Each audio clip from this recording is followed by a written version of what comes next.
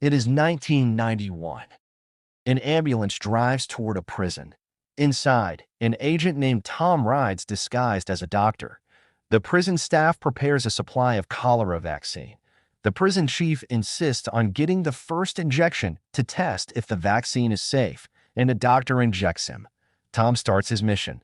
He swallows 2 pills, rubs lotion on his hand, and takes an electrical wire to plug into a nearby outlet. A guard warns him not to plug it in, but Tom ignores the warning. When he connects the wire and flips the switch, a short circuit happens and the prison's power goes out.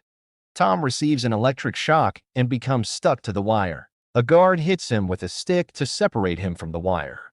The medical team places Tom on a stretcher and moves him to another ward. A doctor gives him an injection. When the staff check him, he is not breathing and they assume he is dead. They cover his body and leave him. After they go, the injection wears off and Tom comes back to life. Outside, his companions listen in with microphones on their phones. A doctor outside tells Tom he has only 7 minutes to act. Tom slowly rises and moves through the prison to rescue a prisoner. He finds a frightened man and gives him a piece of bubblegum to calm him. Then Tom forces open the cell door and reaches the prisoner. The prison electricity comes back on. The chief watches the CCTV monitors and grows suspicious when he notices something odd. An ambulance arrives at the gate. Inside that ambulance, Tom lies on a stretcher and the prisoner is hidden underneath.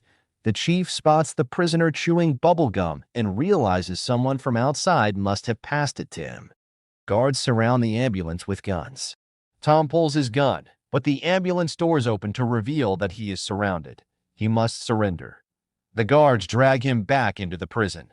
At the American embassy, a man named Harry calls Nathan, a CIA agent, with alarming news. Someone's son in China has been caught. Nathan rushes to headquarters. He is scheduled to retire the next day and has only 1 day left on the job. His first question on arrival is whether a fax came from Hong Kong. When he reads the fax, he recognizes the arrested man as Tom, his best agent. He immediately worries about how to free him. Back at the office, a man named Chuck searches for Tom Bishop's file. Nathan tells him the file is not available right now, and he promises to find it. After Chuck leaves, Nathan pulls out many files and orders his secretary to destroy almost all of the information about Tom, keeping only 1 page. Someone named Kay begins to look at the remaining file, but a guard stops Kay from entering a meeting. Chuck later comes out with the file. He notices how little information remains about Tom. Nathan explains that he keeps much of Tom's record in his head and acts like he needs the file so he can attend the meeting. At the meeting, Nathan realizes that no one will tell the truth about Tom. They do not know that Nathan already knows the whole story. The timing is urgent. The U.S. president plans to visit China soon, and an American agent has now been captured in China. Officials prepare to deny any link to Tom, which would mean the Chinese could execute him. Troy, Nathan's superior, arrives and makes clear that only Nathan can supply the necessary information. He urges everyone to work as a team because the country faces serious trouble. Nathan reacts with disbelief because others refuse to share information while they demand teamwork. Troy then reveals that Tom is indeed in Chinese custody. Nathan asks how much time they have. Troy answers that they have only 24 hours. After 24 hours, the agency plans to deny knowing Tom. The team must act within that deadline. Nathan asks what Tom was doing in China. The story pauses there, with the clock counting down and Nathan determined to find a way to save his agent. Troy explains that Tom went to China with Harry on a mission, but entering the prison was Tom's own decision. Nobody knew about this plan, and it's still unclear why he risked going there. Troy then asks Nathan where he first met Tom. Nathan recalls 1975, during the Vietnam War. The scene shifts to a flashback. Nathan arrives at an army camp where a sniper has just been killed. The officers need a replacement, and one soldier recommends a new marksman who never misses. He has already killed 3 enemies. Nathan goes to meet this sniper. The soldier turns out to be Tom.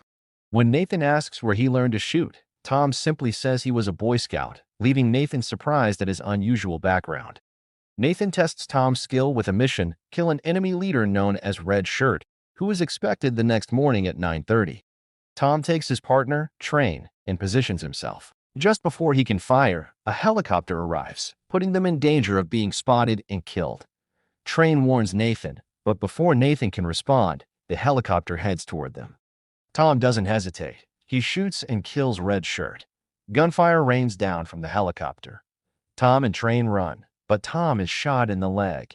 Despite his injury, he carries Train into the bushes and aims the pilot. With one precise shot, he kills the pilot and the helicopter crashes. Nathan arrives shortly afterward and sees that Tom has not only survived, but also saved his partner. Impressed, Nathan realizes Tom is far more capable than anyone had told him. Back in the present, the officials question whether Nathan had presidential approval to assassinate Red Shirt. Nathan brushes this off, insisting they should focus on saving Tom instead of wasting time. At that moment, Nathan gets a call from his secretary. His office is being searched. Nathan goes back and pretends he remembered where Tom's file is kept. In truth, he retrieves the phone number of a man named Giff. Knowing his office phone is tapped, Nathan uses another office to call Hong Kong.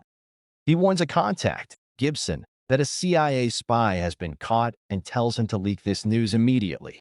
Gibson warns it's not easy, but agrees to try. Nathan then returns to the meeting, acting confused and claiming he still doesn't have Tom's file. The group presses him about Tom's recruitment. Nathan explains that after Vietnam, Tom spent time in Germany at a desk job in 1976. Nathan intentionally held him there to test his patience.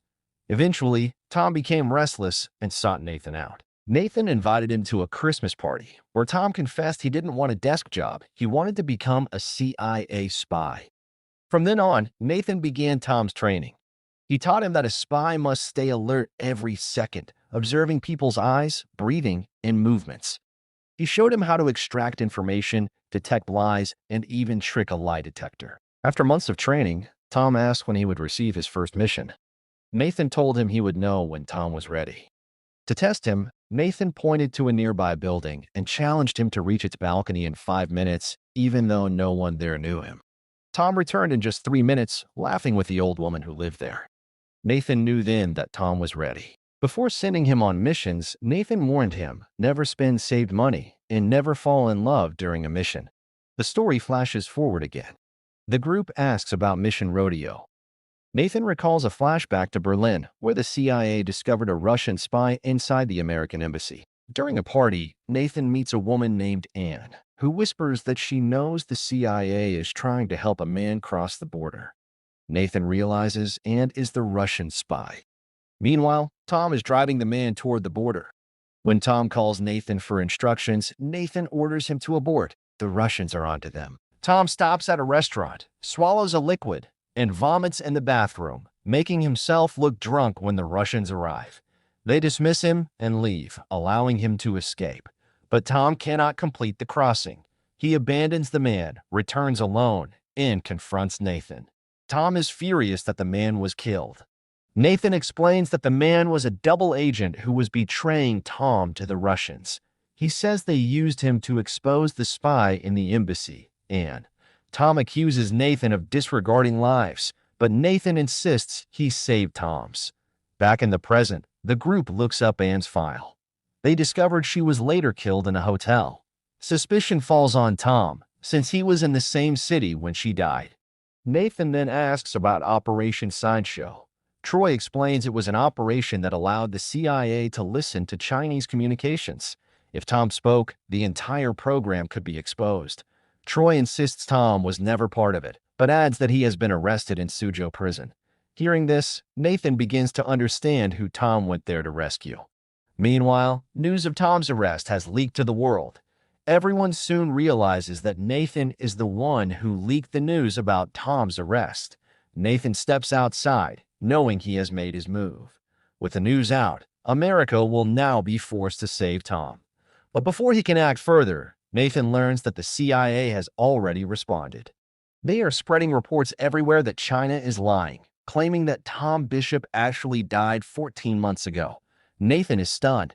He rushes back to his assistant and demands a full map of Suzhou prison.